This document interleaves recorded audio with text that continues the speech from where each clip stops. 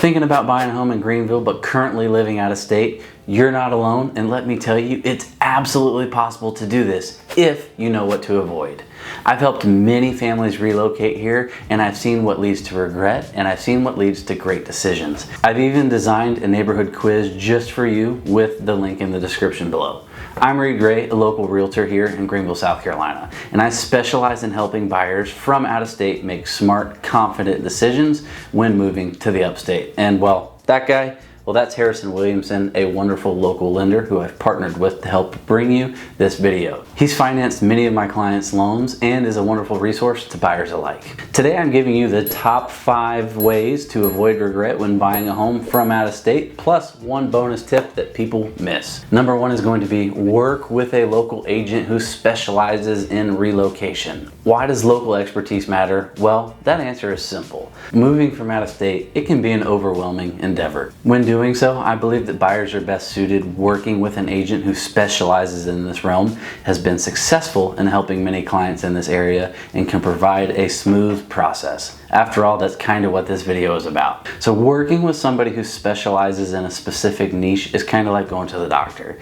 If you've got a cold, you probably don't want to go to the orthopedic surgeon. If you're moving from out of state, well, maybe you should consider working with a person who that is their specialty. As a buyer, I'd ensure that your agent has helped out-of-state buyers before, as they're going to know all the right steps to help make your move as smooth as possible. With such a large influx of people to our area, this is exactly why I began this channel nearly 2 years ago, to provide resources and information and ultimately help more people just like you in what has been a wonderful success. If you'd love to hear success stories or lessons learned, reach out to me and I'd love to talk shop. Next up, get crystal clear on your priorities before you start looking.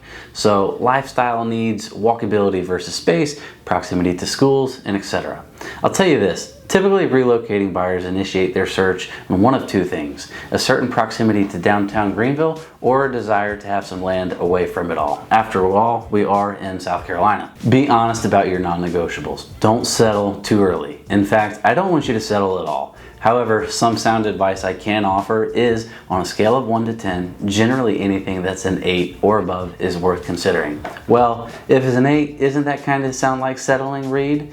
Well, not so much. I often tell folks that if you were to build a custom $1 million home, there's still likely going to be things that you wish were different when it's all said and done. I want to get you in the right house at the right price and the best deal possible. So here's a tip for you. Make a wants versus needs list. And if there's 2 of you, go make your list separately. So go in different rooms, write it down, and then reconvene and blend your initial list to determine what your ideal property looks like here. Another thing that we can do is using virtual tools the right way.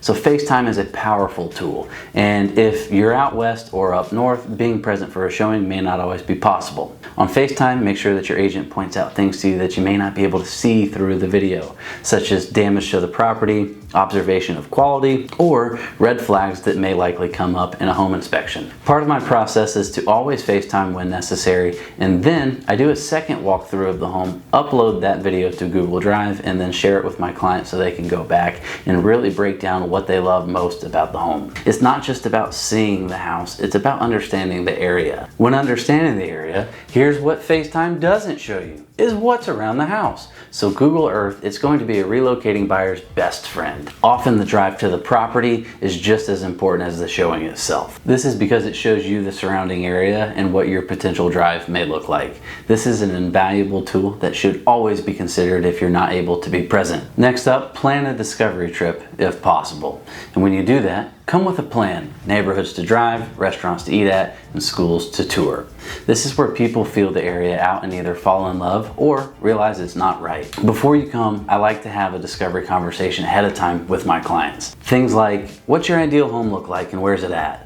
That way we don't find ourselves bouncing around from Simpsonville to Landrum to Spartanburg and then back to Pickens. Lack of planning is a surefire way to leave town frustrated and with less clarity on your home search than you arrived with. All right, so don't rush just because you're remote. Some buyers feel pressured to grab something fast, and that, it leads to regret. In fact, I've seen it before. You follow up after closing, you see how they're liking the house, and they say, man, I wish I would have done this differently.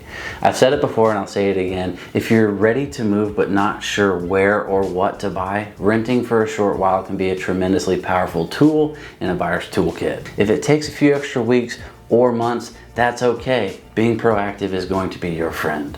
While some buyers are faced with a tighter timeline or constrictions than others, do what's right for you. Matter of fact, last week I closed a property downtown for some buyers who were new to the area. We worked together for about 6 months and they weren't in a hurry. But when the right thing came on the market, they were ready to purchase and pounce on the one that they wanted to make their own. By being proactive, we were able to ensure that it had all of their wants and needs, they had their ducks in a row, and ultimately we were successful. Another thing is to have a local advocate who can check in for you. I can visit homes, attend inspections, and be your eyes and ears on the ground here in Greenville.